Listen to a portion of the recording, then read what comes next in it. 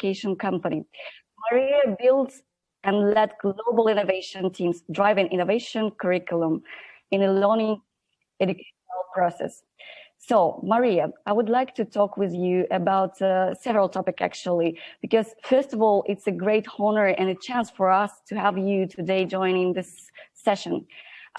Just a little bit, I will add a little history. Just almost 1 year ago, in August 2020, for the first time, Kazakhstani startups in Edtech were officially recognized in the participants.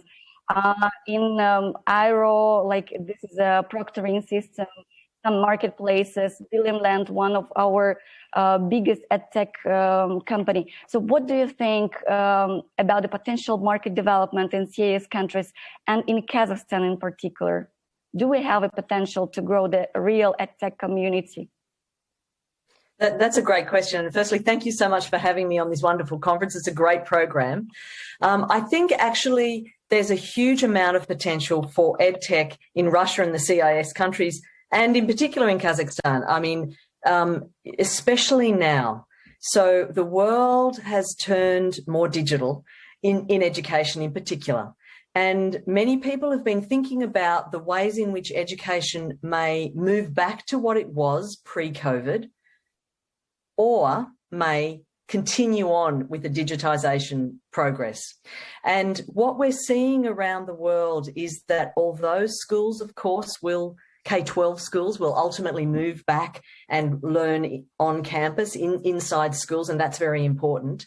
A core base of digitization will continue in education, because going forward, there may still be for many years some online, some blended, and even particularly learning on campus inside schools.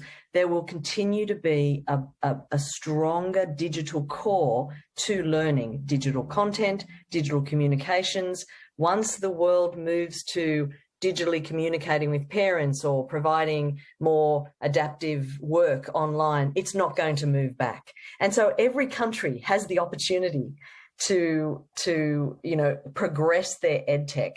And in Russia and the CIS countries, we do see a lot of strength in particular areas, especially the deep tech type areas, whether it be coding and computer science, cybersecurity, and there's a lot of expertise in these countries in that area, which is a huge skills gap in many parts of the world. And I think that actually every country needs to invest in their edtech, because digital learning is the way of the future. That's true, Maria. Thank you very much.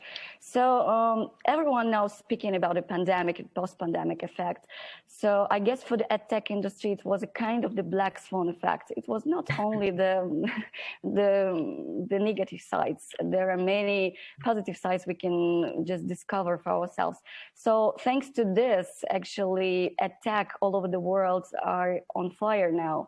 And could you please make us a quick ride through the global edtech trends and the perfect market fit and match in terms of edtech investment landscape and edtech developments in general? Sure. Shall I share my screen now? Yes. Wonderful. Will do.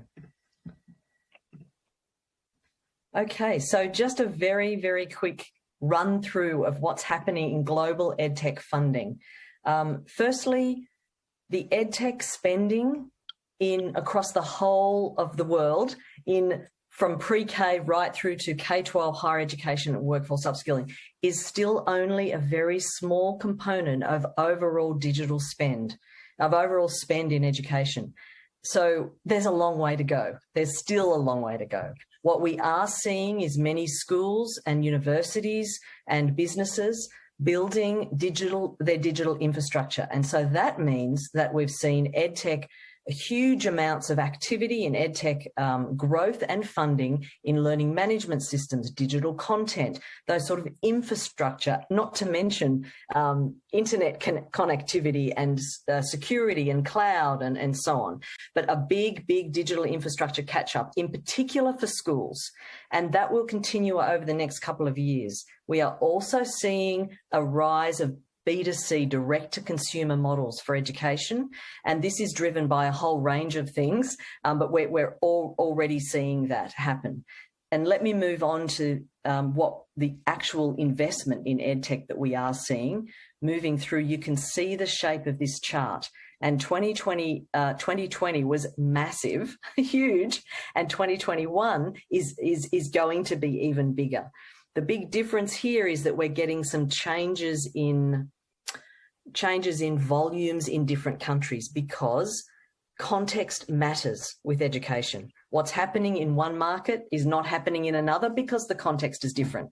And so you can see the drop-off in China there. There's a big regulatory crackdown in China, and that means investment volumes have gone down in 2021 compared with their growth over the last couple of years. But just look at the shape of that chart.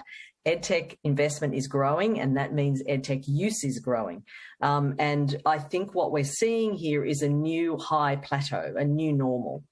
Moving forward to how that unfolds in different geographies, as you can see, the US is sprung back, not just in its economy, but certainly in education and EdTech. It's got lots and lots of funding, the largest amount of funding in the first half of 2021 so far, but also Europe is very strong. We're seeing lots of activity in this space in an area which typically Europe is a bit more traditional when it comes to many parts of education, less commercialized, but actually what we're seeing is a lot of activity there too. And when we move through to larger rounds, so this is 10 years of EdTech funding for rounds over $5 million. And you can see the slope. It's steady progress on the larger rounds, and $5 million above typically are those companies that have found product market fit, and they are now starting to grow or growing rapidly. And you can see how that's shaping over the years. So, and the last 2 quarters, of course, are new highs there. So that if you're an EdTech in the audience, this is very good news. There's lots of money and lots of capital flowing into education, from traditional EdTech investors, education investors, and from a whole range of new investors who have never looked at education before because the timeline was too slow for returns. But now that's a different story. A few more things to think about in terms of how this cuts up. 50% of EdTech funding is in workforce. So that's upskilling. This is where people are changing jobs more often. They need to be skilled in new things, and money goes into that. Often these are direct to consumer, upskilling type activities. So a third in K-12. And then you can see how it's broken down a little bit more on the right-hand side. But actually there's investment all over, right through the life cycle. This is very healthy. And then, but it's not all the same in different parts of the world. If we look at North America versus Asia versus Europe, for example, every single one of those circles in this chart is a deal. It's a venture capital investment round. And you can see, say, for example, in North America, there's many, many, many little circles, and they're, of different sizes, but mainly they're, not so huge. Whereas in Asia, there's quite a few massive bubbles, and they're up to $1 billion rounds. So fewer deals, but bigger money. Now, this is now changed because of this regulatory situation in China. So we're going to see a dampening of this over the next couple of years, I would say. And Europe is very solid as well. Lots and lots of investment of all different sizes. And when we look at, again, different parts of the world, in Asia, K-12 is booming. It is a K-12 market. Compared with the blue is K-12, whereas the yellow is workforce, for example. However, when you look at Europe, that was Asia. When you look at Europe, workforce is many more deals. So, EdTech is many different things, and context is important. There's different focuses in different parts of the world. And then just to finish off, I talked a little at the very beginning about the rise of direct-to-consumer models. And here you can see the chart of, this is a US chart, but it's mirrored all over the world in terms of the growth of direct-to-consumer models over the last little while, in particular in 2020, as you can see there. So this is parents and learners jumping straight into direct learning rather than going through institutions. And I think this is a very interesting trend, because it has implications for all sorts of edtech. At the same time, a 20% growth rate in B2B is nothing bad. That's also very good, a 20% growth rate. Not quite as good as 58% though. So we see a couple of different dynamics occurring here, but it is a changing situation. What we see in 2020 and 2021, we're yet to see how that will unfold over the next, say, 5 years. But the trajectory is pretty clear. Amazing statistics. Yeah, amazing statistics. And I guess it's a good sign from the market to developers who are in charge of the education technology systems in our countries and all over the world. And making a smooth transition to the next speaker, I would like to ask you, Maria, what do you think is a missing middle between the past and the future of the education, based on your analysis and your own personal expert feelings and experience in this field? Yeah, I think what we have seen before traditionally is a separation between technology and learning processes.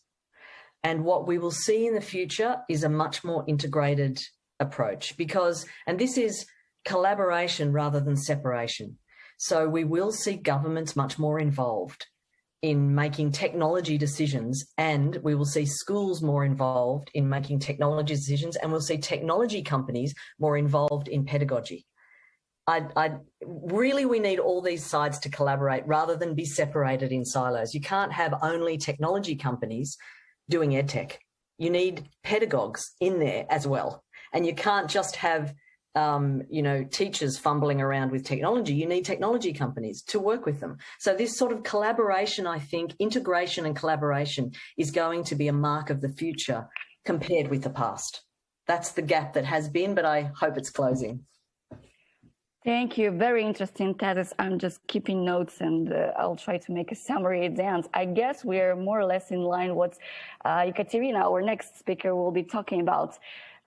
Let me first introduce our next speaker, Ekaterina Tsaranok, founder and of the Modern Education and Research Institute based in Brussels. Ekaterina, I would like to ask you several also very provocative questions, trying to find a missing middle. So active education, gamification, edutainment, it seems that there is no more place for the educator or the one-man show in the classroom anymore. So what do you think it's a modern role of the educator in the classroom, and what would be the future? Maybe you can just give us several ideas. Thank you very much for this question. It is indeed a very important question. So when we speak about EdTech, very often we concentrate on tech, but we don't need to forget that education should help students become better citizens, be better aware of their civic and environmental responsibilities. And I think that the missing middle in this regard is a very strong values system that should be balanced in the classroom and outside of the classroom, in the virtual room and outside of the virtual room. And honestly, I really hope that the role of educators will shift from that of guardian of knowledge to the guardian of values. Don't forget that the founding fathers of the contemporary pedagogical philosophy, like John Dewey, James Washington Carver, they defined education as understanding human relationships. And while high-level technologies have already achieved a certain level of effectiveness in communicating human feelings, and they continue to evolve, it becomes ever more important to keep humanness, common good in the core of integrating technology in education. That's interesting. So values are the most important than technologies, because a lot of people now, they're just too attracted by the technologies. And continue this line, I would like to make conversation more deeper. So I'm sure a lot of our participants are more or less familiar about the learning how to learn approach and pattern. But I would like you to tell us about more importance and necessity in educating the educators, especially in the digital era. What do you think would be the trends? Yeah, again, a very interesting question. A lot of countries have adopted their long-term digital agendas. And I know that Kazakhstan has one, it's Digital Kazakhstan. But in those digital agendas, we oftentimes look at digitalization in education from the point of view of learners or civil society, like I would say just like normal people. We don't really pay attention to educators, to teachers, but actually it's their competence to teach digital competences to learners and to citizens. And in this regard, I find it's a very good example the European framework for digital skills of educators adopted by the European Commission. And this is a very good example to follow. It gives the frame reference for language, logic of what digital competences of an educator are. And where on the digital competences map a professor or a teacher is, and what kind of further training he or she might need to progress in developing digital skills. And I will give you one interesting example. At Mary, we conduct advanced training courses for university professors. And every time we ask them to self-assess their digital skills. So if we do this exercise at the beginning of the program, we get around like 17% of colleagues who indicate that they're newcomers or beginners in using digital tools. But if we ask the same question or do the same self-assessment, maybe in the middle, maybe towards the end of the program, where we have already talked a lot about digital competences of a professor or an educator, or maybe did some practical exercise, we get around 1/3 of the audience who say that they're newcomers, and around 1/3 of the audience indicates that they are explorers, which is still one of the lowest level of possessing digital skills, which means that educators sometimes are not aware what kind of competences, digital competences, they are supposed to possess, to what degree, and that actually it's their competence, it's their responsibility to teach digital competences to students. And in this regard, of course, the missing middle will be the support that those professors or teachers shall receive from their universities or schools, and of course from the government. Yeah, that's impressive statistics, actually. I didn't expect this, but good to know. I guess it will be beneficial for many of our participants to know how we are self-assess in terms of the digital knowledges, and especially this important for the educators who's providing this knowledges broadly to their students. And talking about the new game changers of the Edtech global market, I would like you to talk about the interesting case about the Gumilov Eurasian National University in terms of creating the new actors of the global educational stage. In this regard, could you please just make us like introduction of this case? Yeah. Here I would like to mention also a report done by Holon IQ entitled Education in 2030. And if you are an education expert or a professional in the sphere of education, you should absolutely read this report. It's marvelous. It's thrilling to read. It describes 5 scenarios of the future of education. And one of them is called Global Giants, and another one is called Regional Rising. So in my understanding, those two trends, globalization and regionalization, are not rivals to each other. Technology helps bring regional actors to the global academic arena. And this is the case of our two universities, Gumilev Eurasian National University and Central Kazakhstan Academy, that we represent. So those two universities opened their representative offices in Brussels at Mary, and we represent them at European conferences and the meetings with European and international partners. Of course, all our communication, all the work is done by the means of technology. But of course, having an office in Brussels allows those universities, Eurasian National University, you wouldn't say it's regional, it's already a global play, it's in the QS ranking and stuff, but Central Kazakhstan Academy, it is a regional university. However, it has a European international presence. And I think that the more administration of universities will recognize the value of educational technologies, not only in learning, but in management, in administration, in internationalization, more and more universities will come on the global international academic arena and will be successful. Perfect. Sounds like a plan. Thank you very much, Ekaterina, for sharing with us your ideas and expertise. And I would like to make a transition to our next speaker. Actually, it will be very interesting because we are traveling within the Europe, and now we are in Finland because our next speaker is from this country. Blair Stevenson, educator, researcher, and the manager of the Oulu University of Applied Science in Finland. So, Blair, you have a very impressive bio and credentials of your projects. Being a non-technician, your influence in a lot in this technical side of education technologies.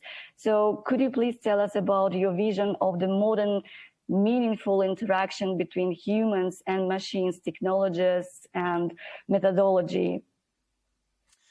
Well, thank you very much for the introduction, and it's a real pleasure to be part of this event. That term of meaningful interaction, certainly it's something that I believe is something to focus on and potentially connects with some of the very interesting insights that our previous two speakers have been giving. And from my perspective as somebody who works in a public university here in Finland, it's very important to consider that when we're bringing in technology, that we want to try to avoid potentially just mirroring some of the, what I would call teacher-centric ways of learning that potentially are very passive for learners, and trying to mirror that into a technological space or a digital space. And so the challenge then is, for example, as we see an increase in the use of digital technologies in all levels of education, how do we as educators and policymakers, how do we potentially ensure that there is actually a meaningful interaction taking place in the ways that those digital tools and services are being used? Very interesting approach. You just tackled the saying that's human-centric orientation. And in this regard, what's a modern manifest of the educational system based on the Finnish experience, and maybe how to prepare our kids to the future of the modern workplace of today and maybe future even? Yeah, well, for those in the audience who aren't familiar with the Finnish system, Finland is very much strongly a public education system. So both at the K-12 level, but also in the higher education sphere. And so one of the interesting things coming out of the Finnish system, for example, is a very strong orientation towards vocational education. Many young people in Finland choosing a vocational pathway when they're continuing their studies. And it's done in a way that young people aren't doing it as a second choice. They're doing it as a way to see themselves potentially developing a professional pathway and finishing secondary schooling, for example. One of the things that we also feel very strongly about here at the Oulu University of Applied Sciences is also the aspect of entrepreneurship. And so I'm part of a team that runs Europe's first master's degree in education entrepreneurship. And so with regards to this particular master's degree, what we are doing is we're actually supporting professionals who want to learn and develop in an entrepreneurial mindset about how to develop education innovations. And so in this particular master's degree program that I work in, what we do is we take professionals from around the world and we support them to potentially develop as an entrepreneur.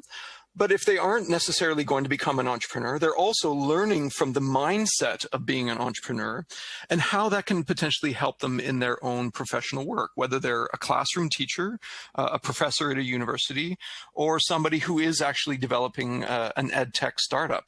So we have all of those kind of individuals working together to be able to see if there's ways to look at entrepreneurship as a way to support this kind of development in the professional and the education sphere. That's interesting because a lot of institution in education, they're like having Finland as a role model, as a benchmark in building their own systems. So in this regard, what's a missing middle in our modern era of education? Is it a teacher, or is it the educating of educators, or it's a person in the center of the educational system, or it's a technologist, or maybe it's a little bit of everything? Yeah, I think at the end there you hit it. I think a little bit of all of those pieces. Certainly in Finland, when people look at the research that's been done with regards to some of the impact, teacher development has been a very important part of what happens here in Finland for many, many years. So the idea that all elementary and secondary school classroom teachers need to have a master's degree for their teaching qualification. So that's a very significant piece that's part of the policy puzzle in Finland to try to ensure teacher quality. But also with regards to pedagogy that our previous speakers have been also talking about, there's a very strong orientation in the curriculum towards student-centric work, so really focusing on student needs and building pathways for them that are appropriate for that learner. But what I'd also like to then share that I think is also connected, for example, to something that Maria was mentioning, here in Finland, when we talk about the collaboration that Maria was mentioning, we use a term in English called co-creation. And I would argue that Finland is a really strong global leader in terms of developing co-creation mechanisms within the system that supports, for example, schools and developing edtech companies to be able to work together.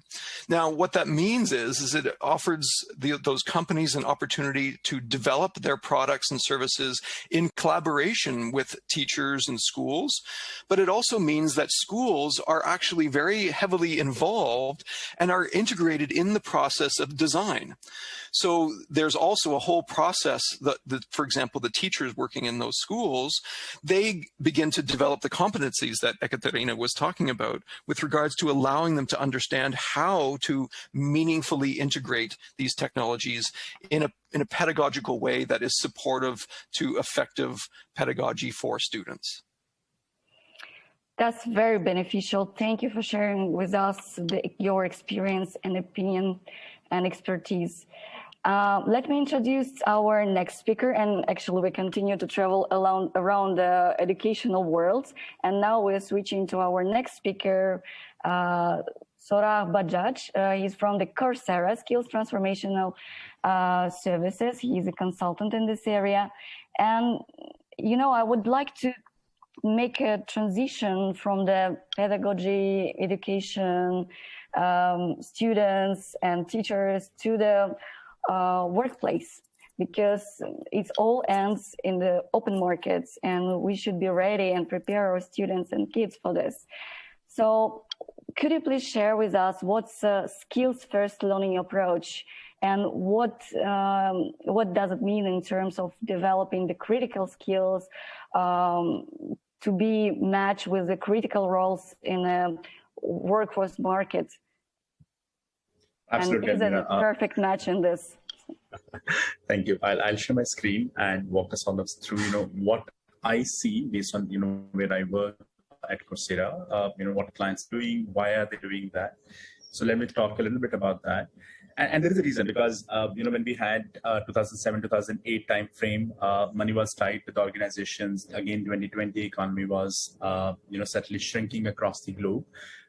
Employers certainly look back on their spending pattern and they start looking at, okay, where are we spending money? And unfortunately, L&D or learning and development certainly becomes the prime area where they see there is a whole lot of potential.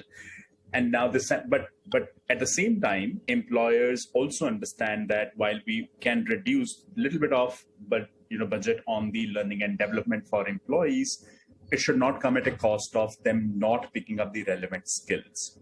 So we have seen an evolution of work-based learning. And earlier, if I go back to my working days, I spent a good 14 years in the IT/ITS world, information technology enabled services world, which across the globe, in addition to financial services and a sector which spends a whole lot of money on upskilling, reskilling their employees. So when I started my career out, there was a whole lot of open learning which existed, that you have an access to a catalog, you do whatever you like to do.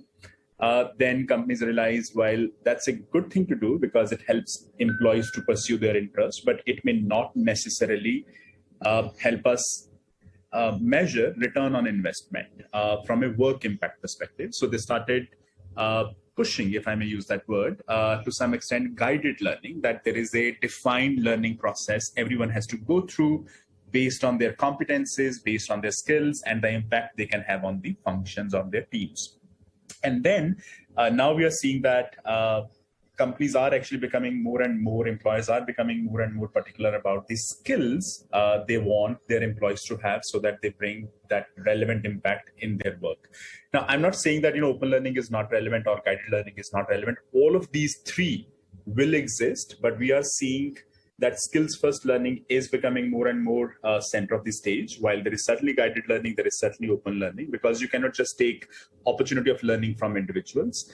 But this is the evolution we have seen, and many companies are actually now moving towards skills-first learning, help people develop the critical skills.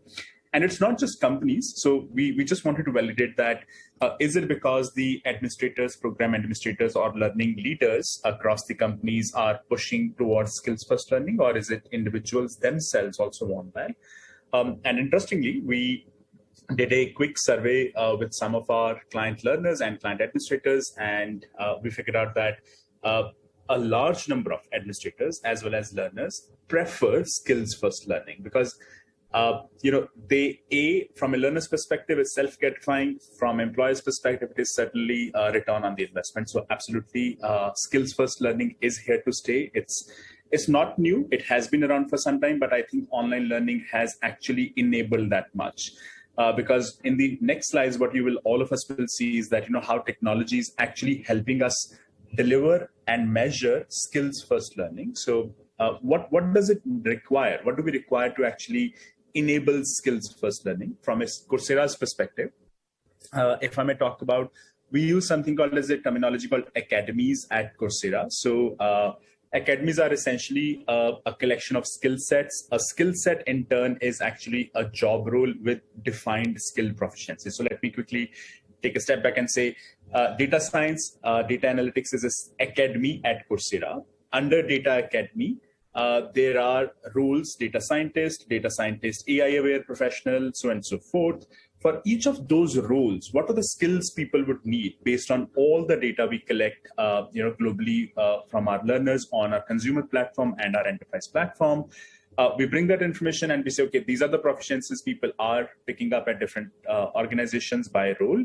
And if you want to be in that kind of a position, so this is the proficiency you should have. So this is what I'm presenting on screen is we need to have first identify the in-demand skills. And because, we have data from 80 million learners on the platform, and obviously then there are companies like Burning Glass, EMSI, World Economic Forum who keep publishing data in terms of what are the skills which are needed. So all of that data sits here.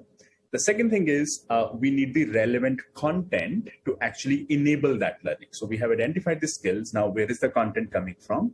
And on Coursera, as we understand, the content comes from leading universities. And there is a reason we partner with leading universities and companies because of the pedagogy. It is important.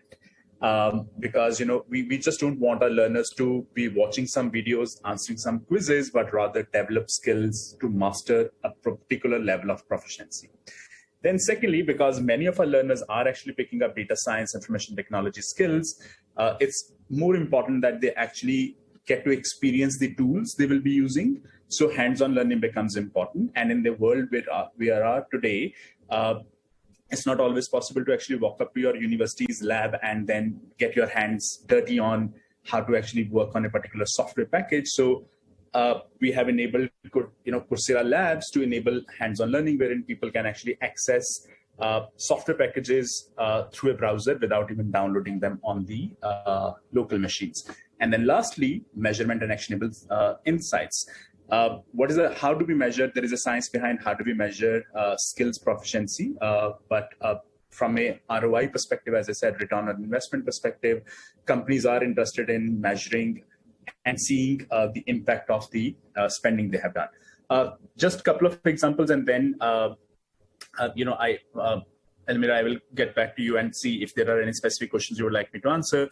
But to help you understand that how an academy can help skills first or enable skills first learning at our client organization. This is an example of an engineering function. Let's say it could be a bank, it could be a retail organization where you have IT support, you have cybersecurity experts, you have infrastructure experts, and then there are multiple products. Now, to ensure that everyone is learning and everyone is getting those learning opportunities which are relevant to them, it becomes very tedious to find a provider who can offer services to all of your teams, all of your employees, but that's where Coursera Academies actually come in handy. So this is a solution. So we say that we understand that an IT help desk engineer needs these skills, or a system admin needs these skills, or a data services team needs these skills. So by role, by function, there are adaptive learning journeys. And the interesting part is these are adaptive. So differentiate between a guided learning and skills first learning is a guided learning is a static program. A skills first learning is actually a target based program, wherein my journey could be very different to that target from my colleague's journey based on my interest, based on my proficiency in the previous courses, and so on and so forth. So this is our Coursera's endeavor to actually enable skills first learning, which is contextualized, personalized, while taking care of the skills which people really want to develop. So that's how we do.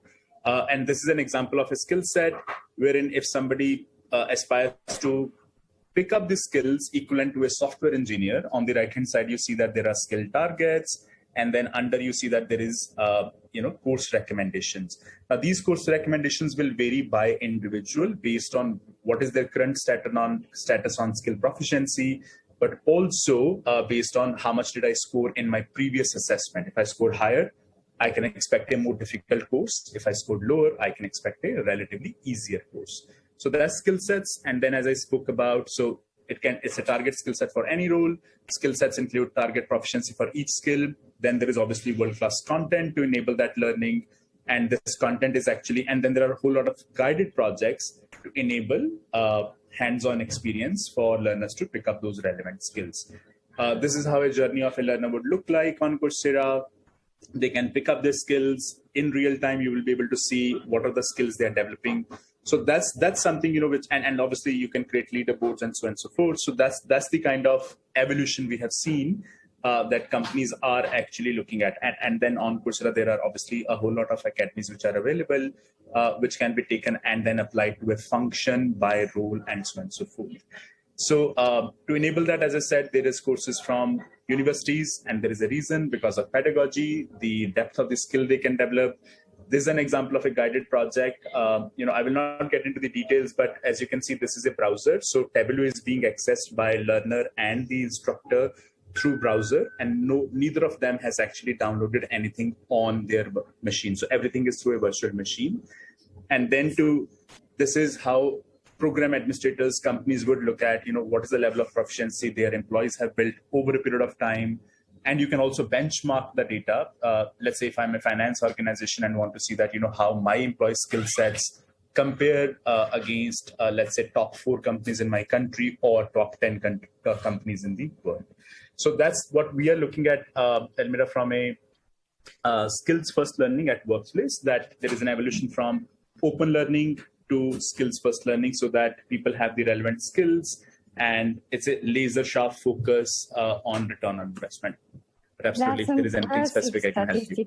Thank you, Sorabh, for this introduction and this deep dive into this skills first learning approach. I would like to ask you a personal question.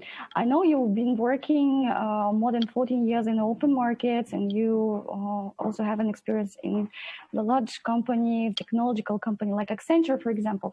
What was your personal transition from the open market and technological company into the education?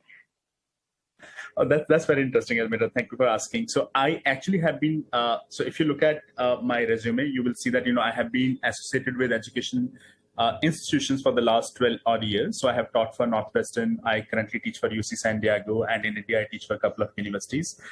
When I used to teach at a university, I could feel that I'm impacting, let's say, 50 or 100 lives, the students in my classroom.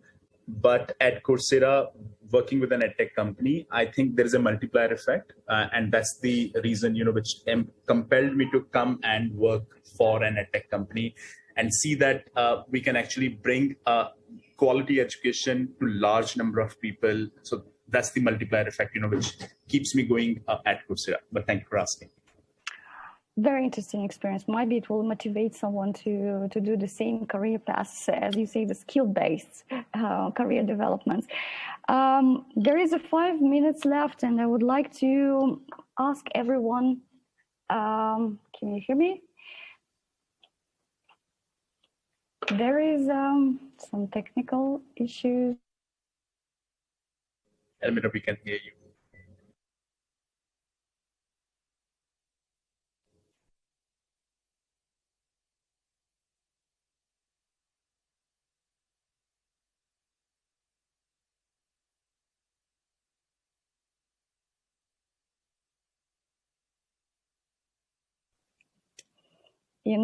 We are in an era of technologies, and sometimes technologies bring us some surprises. That's why we should not count only on technologies. It was a very, very actually interesting and very interesting showcase. I want to ask you, every one of you, the one question only: what would be the transition from the past educational system, from the past of education to the future, and what is the missing middle for each of you? We will start with Maria and then continue with Ekaterina, Blair, and Sorabh. You will finish the session, and then I'll try to make a conclusion. So Maria, please. Okay, the missing middle. Firstly, I enjoyed all those sessions. Thank you so much, everyone, for your thoughts on that. And a few things that Ekaterina said really, really resonated with me and connected with some of the things I've been thinking. And I think the future of education compared with the past are those deep integrations between technology and learners, and particularly teachers. They cannot be left out of shaping this new education. And I think the skills of teachers, if we don't have enough teachers, and B, have them very well trained and confident in using technology, then when the future won't look so great. So I think that's my missing middle, that collaboration. Thank you, Maria. Ekaterina, briefly. I will continue this line of discussion. I will say that we need more research on the brain. So we need to understand better how we learn. Thank you so much, Ekaterina. Blair, the floor is yours. Yeah, I guess, again, trying to continue with the stream of thought here with regards to the earlier comment of this term co-creation. Certainly in our experience, it takes a coordinated effort. So it's something that doesn't, let's say, or it will take a long time if we just expect it to happen between various organizations. So, for example, government having a role, school organizations having a role, the business community having a role, and bringing them together in communities and mechanisms that actually allow them to have a dialogue and learn how to speak each other's language, and also have a fairly equitable way to build value for each of those sectors. Thank you, Blair, for sharing this very interesting thoughts. Sorabh? Absolutely. I think many of the panelists covered most points, but let me put it this way. I think education and technology, currently education technology is all about access. The future will be relevance of the content and then third, we will move to probably the pedagogy and its effectiveness. So that's my take on the missing link. Thank you. It was a very interesting conversation. Thank you for bringing into our conversation your experience, your personal opinions. I guess it will help the educational system to flourish in our country and all over the world. I hope we'll be able to build up the full circle from the assessment, then the professional trajectory, and to the perfect fit to the market for the modern workforce. Thank you for being with us. Stay tuned. The next session is about transferable skills in a modern digital era. Thank you. Bye, everyone. Elmira, thank you for being a good host. See you.